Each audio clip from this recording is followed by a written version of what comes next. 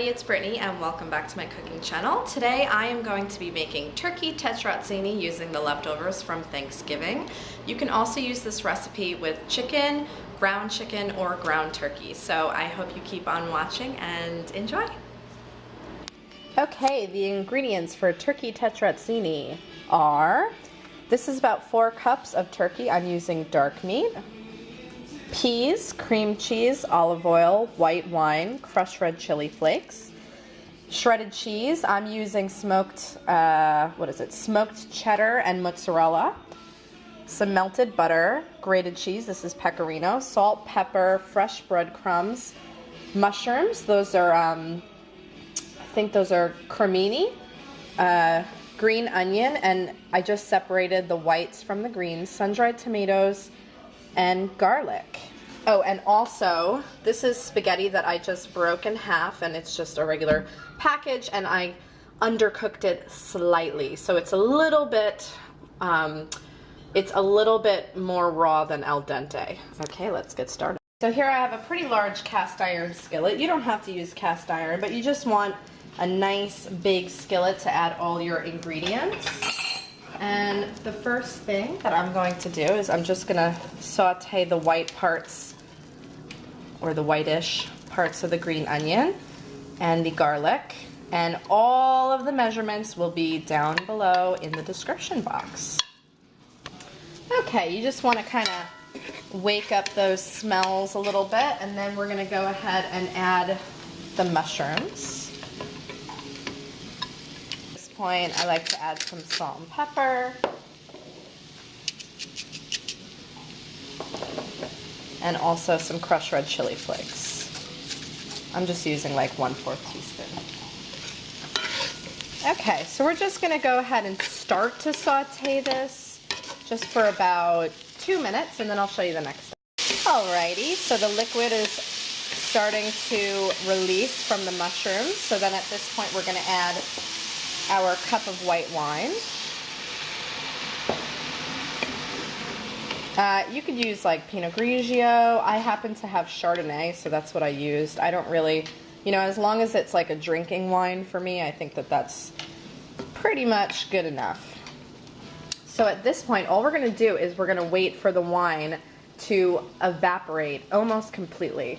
So I'll show you what that looks like when I come back. So the wine has officially evaporated out. The mushrooms almost started caramelizing. And at this point, I forgot to mention flour. This is 1/4 cup flour. And we're going to be, so basically at this point, we're making a roux. So we're just going to go ahead and put the flour in here.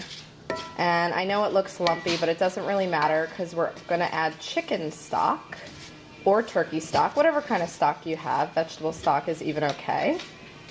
And I'm just kind of trying to cook the rawness out of the flour before adding the stock. Okay, I like to add a little bit and give it a nice good mix to get everything off the bottom first. And it'll get very pasty, that's okay. And I add a little bit more. And I heated my stock up.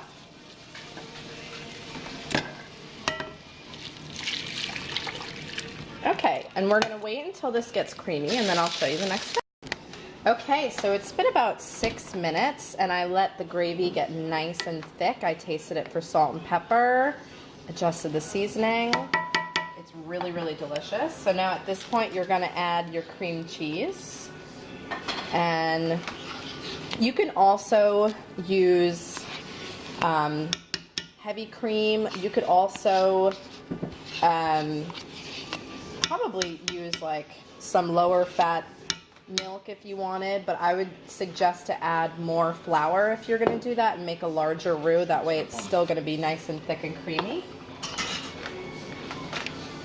I don't often cook with cream cheese, and I just think it's like a really fast and delicious way. I don't have anything against cream cheese personally. So at first you're going to see some lumps. Don't worry, it's going to all melt into each other. And once it melts in, I will show you. Okay, so I went and switched to a whisk, and I added a little bit more salt and pepper, and it is absolutely delicious. So now is the fun part. We get to add pretty much almost all of the other ingredients. So we're going to go ahead and start with the turkey. And the green onions, the sun-dried tomatoes, and the peas. Now traditionally there's no sun-dried tomatoes and instead there is black olives, but I don't really like that, so I'm just not adding it.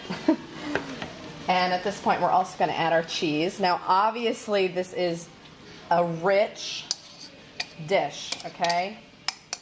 Clearly it's not a low-fat meal, but you know, like I said, the good thing about it is you could just make it and freeze all of it. You just go ahead and just pour my filling directly in with the spaghetti.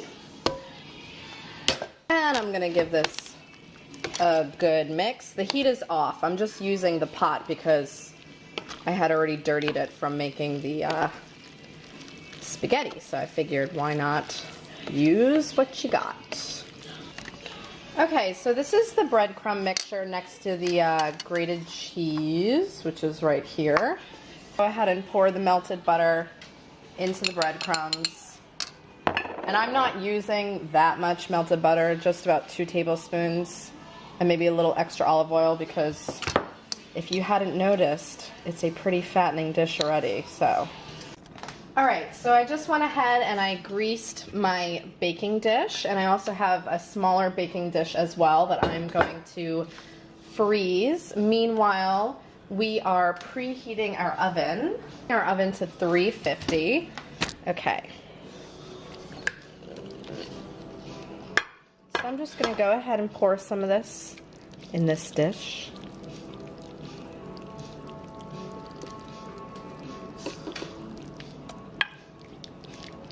And I'm going to go ahead and spread it out. And I'm going to pour some grated cheese over it.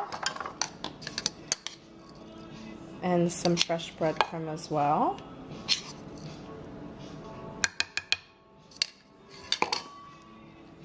Maybe just a tiny bit more of the cheese over the top. And that's going to go into a 350 oven for about 25 to 30 minutes, and I'll show you what it looks like when it's done. Okay, this is the smaller casserole, and I just wanted to go ahead and show you what I meant before about making sure the saran wrap was directly touching the food. You just take a piece of saran wrap and you want it exactly like that to be touching the food, and that's just going to prevent freezer burn. And then at this point, if you have a lid for your casserole, you could just go ahead and put a lid on it and freeze it like that. That way you're not using so much plastic. Or you can go ahead and put it in a Ziploc bag and get the air out, or you can go ahead and just put more plastic wrap over it. But I try to not use that much plastic wrap. I try very hard to minimize the amount that I use. So this is ready for my freezer, and I could use this, you know, all the way up to 3 months from now if I want.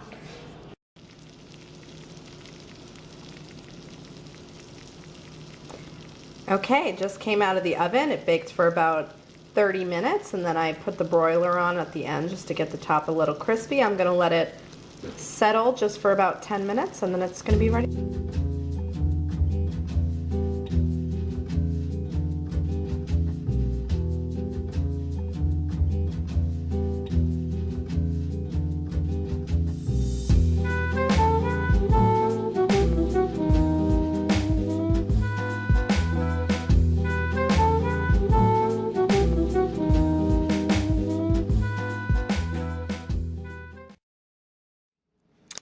All right, so I'm gonna give it a try. I already tasted it, it's really good, but I'm gonna taste it again.